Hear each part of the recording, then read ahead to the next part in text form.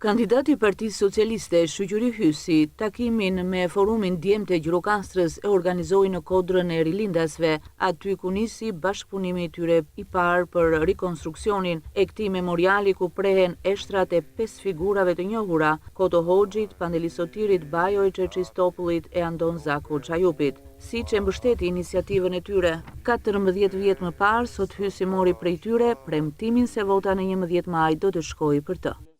Kërkuam mbështetje. Mbështetje e parë ishte Universiteti i Gjirokastës, profesor Shoqëri Hysi.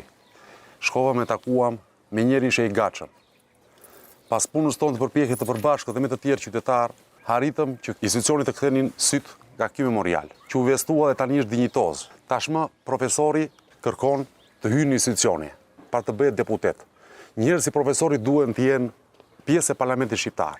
Faleminderit që respektoni figurat emblematike të kombit në funksionin e pedagogut, të profesor doktorit historianit, të intelektualit, por edhe jo vetëm, por edhe të kandidatit për deputet.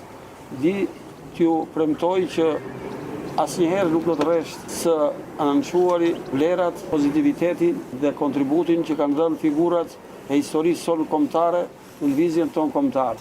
Ju faleminderit që më mbështesni, ju faleminderit që gjendeni dhe ju faleminderit që vazhdimisht keni qenë organizator, protagonist dhe njerëz të cilët keni kontribuar në jetën dhe veprimtarinë e lëvizjes sonë kombëtare në kohët moderne, që nuk është e lehtë dhe njëkohësisht është një detyrë e çdo shqiptari të kujtojë dhe të respektojë vlerat e këtyre rilindasve, të cilët janë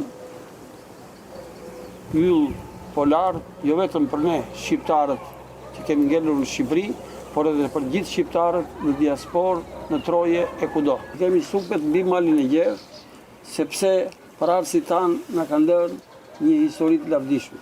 Na kanë dhënë një fisnikëri të jashtëzakonshme dhe një krenari të madhe që jemi shqiptarë. Urojmë që me ardhjen tuaj në politike shumë të tjerëve të ndryshojë ai imazh që këta rilindat të Shqipe e të nderojnë me nderimin e tuaj.